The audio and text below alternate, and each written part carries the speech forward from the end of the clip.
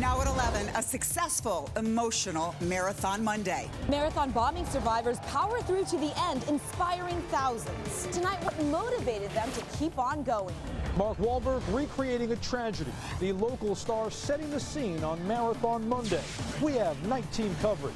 Plus, Tuesday's weather takes a bit of a turn. Showers moving in. New at 11, a rude welcome when a New Hampshire mom and her children come home. Police searching for this man who was sneaking around inside. A dolphin in danger in Dartmouth. How a day at the beach turned into a frantic rescue. 7 News at 11 starts now. Tonight on 7, the tough get going on Marathon Monday. Runners making history. Bombing survivors overcoming odds and gutting it out. Peace and love and goodness will always prevail. Just amazing to see what these guys go through. It really motivates you. At the 120th Boston Marathon. A beautiful and inspirational Marathon Monday coming to a close. But not before one more heartwarming moment at the finish line. Bombing survivor Adrian Haslett Davis making it there with a tremendous show of support behind her. The dancer lost her leg in the bombings. Just a few hours ago, she returned to the finish line in triumph. We have night team coverage of the moving moments for Marathon Monday, beginning with Susan Tran. She's live at the finish line with the strength shown by those survivors. Susan. Kim, for the Boston Marathon bombing survivors, this finish line was full of tears and hugs. 3 years later, they're hoping to redefine what the finish line means to them. Hours after the race officially ended, just as the street cleaners were coming through, a flash of pink brightened the horizon. It's pretty spectacular. My blades never touched it before. Adrian Haslett crossed the finish line. She lost her leg while cheering on runners 3 years ago. Now she's the one surrounded by the applause. So I just kept thinking, I'm so grateful that you're here. Like, we all need to pull from each other. It takes a village to do this. It was a tearful finish line moment for Boston Marathon survivor Jeff Bowman, who got to watch his wife finish the race. I met the Devin. She was pushing the wheelchair in that famous picture, and that was right after Aaron finished, so I couldn't stop crying. 3 years ago, he was here waiting for his girlfriend, now wife, to cross the finish line when the bomb exploded. Oh, thank you. Okay. She's a beast. A beautiful beast. I'm just very proud of her. For Adrian Haslett, while the race started strong for her, it wasn't an easy run. It was really tough. My leg was completely swollen. It didn't really want to fit in my prosthetic. Halfway through, she had to stop and worried she wouldn't finish. But she was getting support from everyone along the course and from afar, including this Facebook message from Tom Brady telling her she was his inspiration.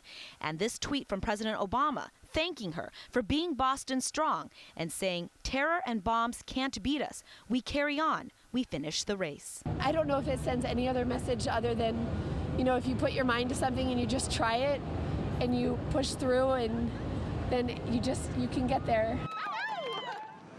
Now, because the sensors that track the runners' times was already picked up by the time Adrian crossed over, the BAA says it will work on getting her official time. Live at the Boston Marathon finish line, Susan Tran, 7 News 19. Another survivor, Patrick Downs, sharing a heartwarming embrace with his wife, who was also injured in the bombings. Both of them brought to tears as Downs crossed the finish line today. The night team's Jadian Thompson continues our coverage live in Boston with Downs' messages after he finished there. Jadian.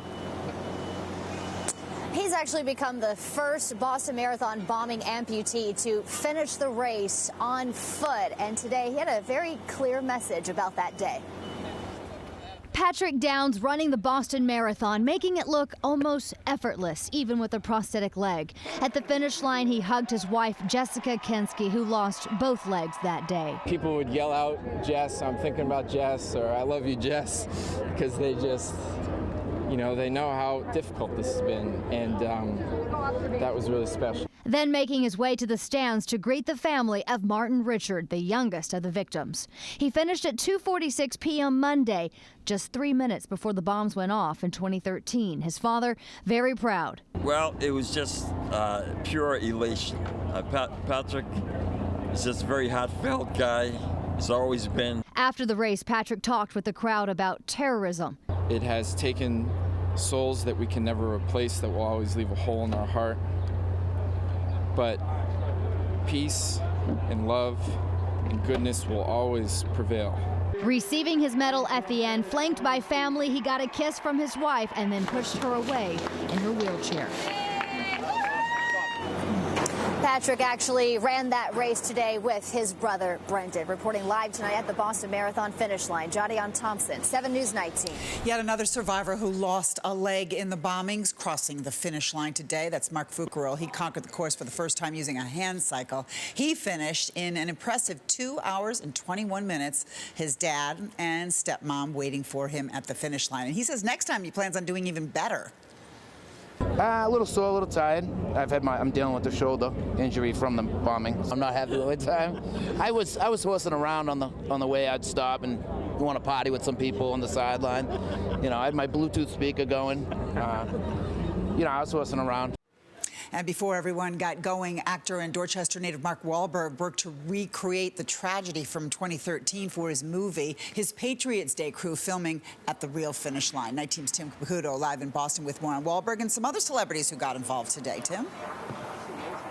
That's exactly right, Kim. You know, not uncommon to have a handful of celebrities competing in this 26.2-mile race that comes to an end just a few feet behind me where I'm standing right now. But today here in Boston, there were a number of A-listers in town working hard in a different way. He's not undercover, just incognito. That's Mark Wahlberg in a full police uniform pretending to patrol the marathon finish line while shooting the upcoming movie Patriots Day. They shot scenes in the morning and in the afternoon in front of real runners and real fans. Real-life hero Carlos Arredondo was on hand to watch them film. I'm very pleased to see everybody moving along the way and doing their own work, and being early in the morning we can catch everything that happened here. Wahlberg also took time to celebrate the real Patriots Day, joining Mayor Marty Walsh in the North End to kick off a reenactment of Paul Revere's ride. Wahlberg wasn't shy about meeting his adoring fans either. He's a really down-to-earth person, and he wants to give back, and you can tell that when you talk to him. Hollywood also hit Fenway Park. Actor Jake Gyllenhaal, who will play marathon survivor Jeff Bowman in another movie about the marathon bombings, joined Bowman on the field. Gyllenhaal walking onto the field with Bowman's daughter Nora in his arms. After a standing ovation, the two both threw out the first pitch. Patriots Day director Peter Berg was back at the finish line this afternoon, shooting a few more scenes and also taking in the festivities. Fans who heard about the movie shoot are glad Wahlberg, a Dorchester native, has been given the starring role. He's the most qualified person for the role. Absolutely. He's from here. You know? Yeah. Oh, yeah. And he rocked it. And Wahlberg actually met with some Boston police supervisors early this morning. He told them that in making this movie, they are trying to be as respectful as possible to law enforcement and first responders. We're live tonight on Boylston Street in Boston. Tim Caputo, 7 News 19.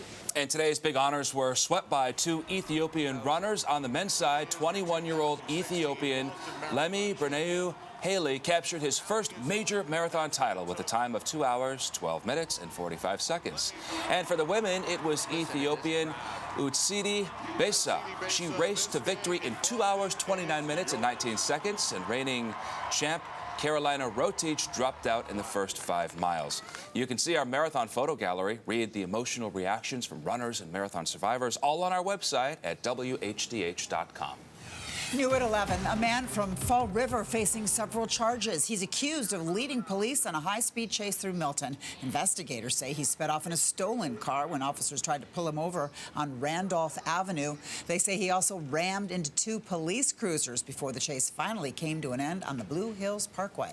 The night team now turning to fierce flames across Massachusetts, including here in Ipswich, which we were over. Wildfire spreading in the Stony Brook Reservation, in Lowell, Boxborough, New Bedford, all fueled by the dry conditions of the past week. Those dry conditions are going to change, but not for too long, not necessarily for all of us. You can see a little system of rain is heading our way, coming from the north and down. It'll be a brief patch of isolated showers, but nothing that really should get in your way. Let's check your forecast with Chief Meteorologist Jeremy Reiner. Adam, right now, a lot of clouds, but no rain out of those clouds. Here's where we have the rain up through northern New England from that weather system that will continue dropping south overnight tonight. And while it's doing that, it's going to begin to weaken. So that's why I'm not overly confident that we all see rain. And the areas that do see the rain, the showers will be light and very spotty. So as we move the timeline forward, again, a couple of isolated showers and sprinkles around 7, 8 o'clock tomorrow morning. And then as we advance through the morning hours, the threat of rain fades away so that by noon, be some lingering clouds, but no rain. And then into the afternoon hours, I think skies will begin to clear out. So tomorrow is not lost to clouds and rain. We'll have a couple of sprinkles and an isolated shower early on. Temps tomorrow morning, mid-40s. And by the afternoon hours, breezy. Temps tomorrow afternoon, much like this afternoon around Metro Boston, running in the low to mid-50s. We are following a developing story at 11. A disaster declared in Texas as floodwaters rise, trapping families in homes and leading to dramatic rescues like the one you're watching right there. Tonight, the National Guard is still searching for anyone who might be stuck in their home or their car. As we learn, these storms have taken a deadly turn. Night Team's Ryan Schulteis joins us with details. And Kim, tonight we are learning that at least 5 people are dead after more than a foot of rain has just really soaked parts of Houston. Homes and highways are flooded, and officials are urging people not to leave their home. Houston underwater, the city at a standstill under as much as 16 inches of rain, the flooding leading to some dramatic rescues. This truck driver nearly swept away. He vanishes under the water before finally being pulled to safety. And this driver, come here, is saved by a TV reporter live on the air. We can hear you. Are you okay, sir? I'm okay. So far, more than 1,200 rescues as first responders struggle to keep up. I was just scared because what if you fall and... This man had to borrow a boat to save his elderly parents. I'm not doing good. Among the rescues, this boatload of pets and more than 70 horses had to be moved to higher ground. Tonight, major highways are underwater, city officials begging people to just stay put. Please stay at home. Stay off the streets. Sadly, this is not over. There are scattered showers and storms in the forecast through the middle of the week. In the newsroom, Ryan Schulteis, 7 News 19. We are following more news tonight. At least 21 people are injured after a bus explosion in Jerusalem. Investigators say a bomb went off in the back of the bus. Officials say it was a deliberate attack, but they're not calling it terrorism at this point. The driver of the bus says he checked for bombs twice before he started his route. Police are still investigating.